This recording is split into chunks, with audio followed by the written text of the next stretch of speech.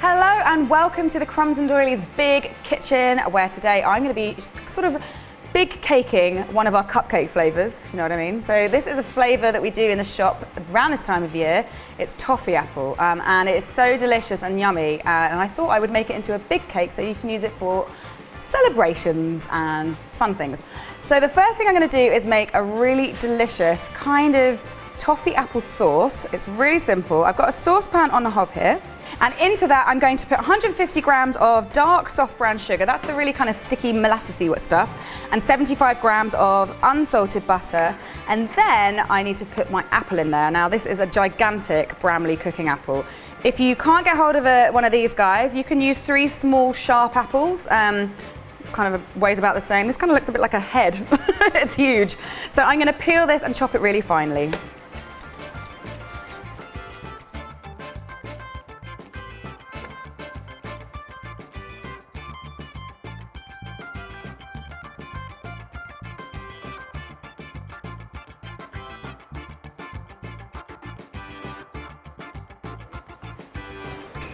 And then once all your apple is in there, you just want to put that onto a medium heat and just get that going on a boil, and you want to cook it down, stirring all the time for about 10 minutes until it's really dark.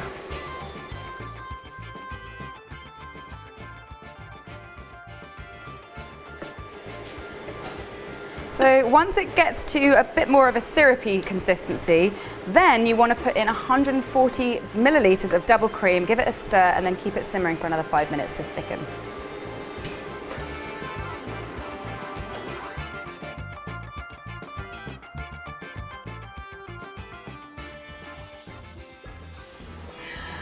Welcome back. So my apple sauce, my toffee apple sauce has cooled down. It's in a bowl here. I'm going to use that later. And for now, I'm going to get on with making what is a cinnamon crumb. Now this is going to be used on the top.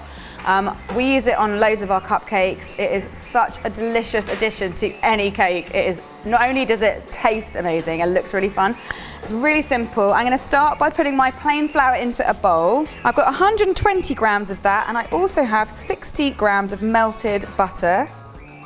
I've also got 60 grams of light soft brown sugar, 50 grams of demerara sugar, and 1/4 teaspoon of cinnamon.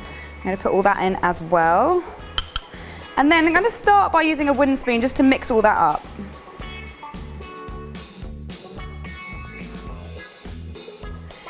And once it's all starting to come together in big clumps, you can get your hand in there and start rubbing it together to form little breadcrumb-sized bits.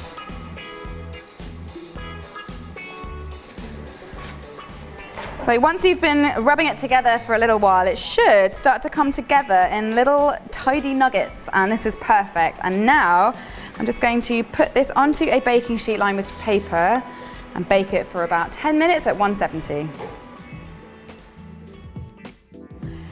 Right, now it's time to make the sponge, and this sponge is so delicious and it goes perfectly with the apple toffee which we made earlier. It is a syrup sponge, and I've made this as a cupcake before, and I'll put the link to that in the description box below. But it's basically all happens either in the saucepan or in the bowl, so you don't need a mixer or anything like that. So low key, but it does involve quite a lot of sugar and golden syrup, so sorry teeth. So you're going to start by melting some ingredients together. So I've got 300 grams of unsalted butter. I've also got 300 grams of dark soft brown sugar. And I've also got 600 millilitres of golden syrup. Now that is a lot of golden syrup, and golden syrup, I've talked a bit about this before, it is a very British ingredient. We can get this really, really easily over here. Some of you might struggle to find it, but you can find it usually online. An alternative would be, I would say, dark corn syrup or something like that, even honey to a push, but that's going to really change the flavour of this. And golden syrup has such a unique flavour. It's really kind of caramelly and kind of intense, and it's my preferred syrup. It's nice and thick. So I have 600 grams of that.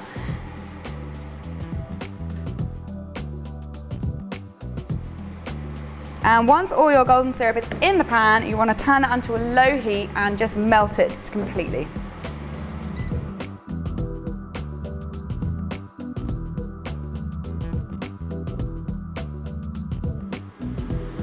Right, now that's all melted together and all the sugar's dissolved. So I've just turned that off and I'm going to leave it to cool. And now I have a big bowl here in front of me. I've got 3 large free-range eggs and I'm going to whisk them together with 400 millilitres of milk.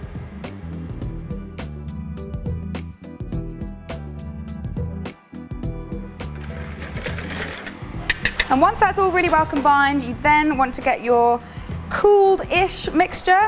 You don't want to have to wait until it's completely cool, but it wants to be like cool to the touch, and pour that all in to the milk. And then straight away, using a whisk, just stir that all together.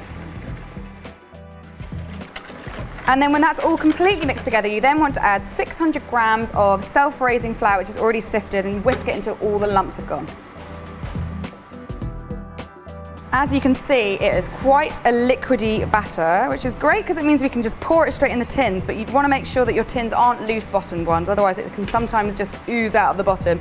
But I've got 4 9-inch tins here. This is going to be a 9-inch cake, and I've greased them already. You can line the bottoms if you want. I find this doesn't make much difference, to be honest. So here we go, get pouring.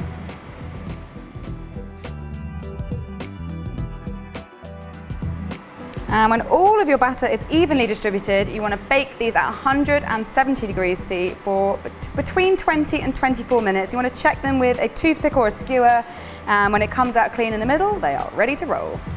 Eee.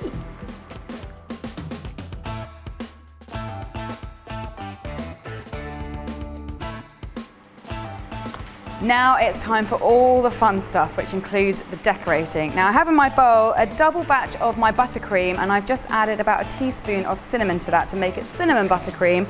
So I'm going to use that. So check that recipe out if you haven't seen it already. It is a corker. So to start with, I'm going to use a little bit of that just to stick my first layer of sponge down, make sure it doesn't slide about. And then down with my first layer. And I've trimmed, I've leveled all the layers of cake. I haven't trimmed them though, because this is going to be a naked cake. And I'm going to fill this cake with a mixture of my buttercream and obviously the delicious toffee apple sauce we made earlier. So here goes.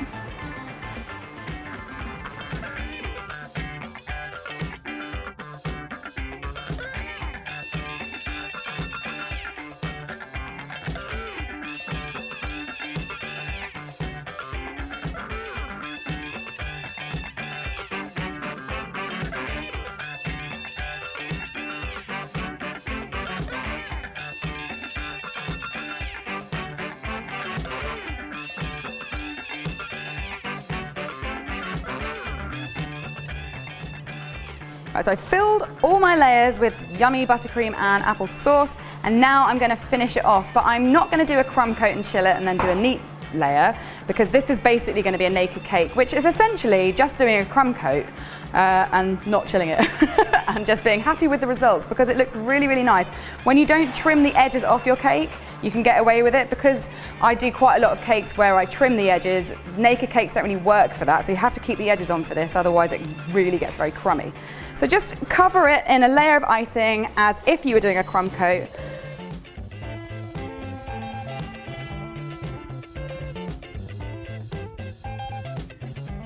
And once you have done your layer of buttercream with a nice layer on the top, you can then leave that to one side, just clear the decks a little bit, and then we're going to get on with decorating it.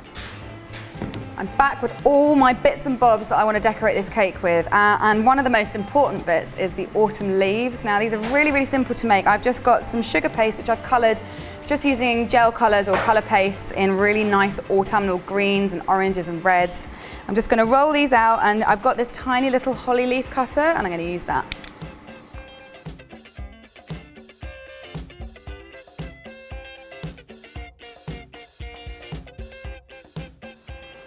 I also have a lovely piping bag full of delicious salted caramel. This is one of my oldest recipes, so if you haven't seen it by now, please go and check it out. I'll put the link up there somewhere, or even down there. So this is just regular caramel. If you find that you've made it a little bit stiff, just whack it in the microwave for a few seconds just to get it to a runny consistency, because I'm going to use this for a drip around the edge.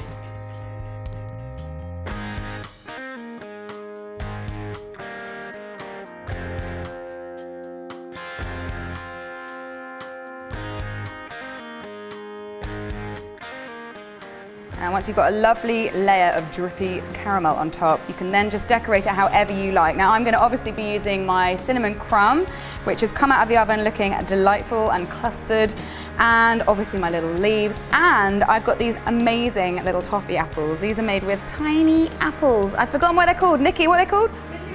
Tiddly poms. So we made toffee apples using tiddly poms, and they're really cute. You could even make them out of crab apples. Obviously you wouldn't want to eat them, but they'd be super cute. So I'm just going to get on with decorating.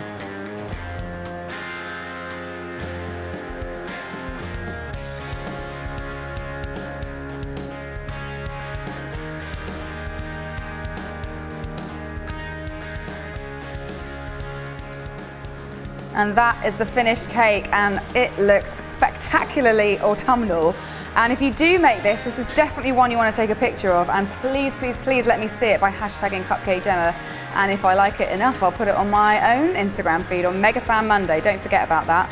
That's super fun. So I hope you enjoyed this recipe.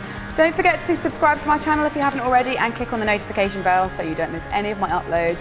I hope you're going to enjoy this cake as much as I am. See you next week.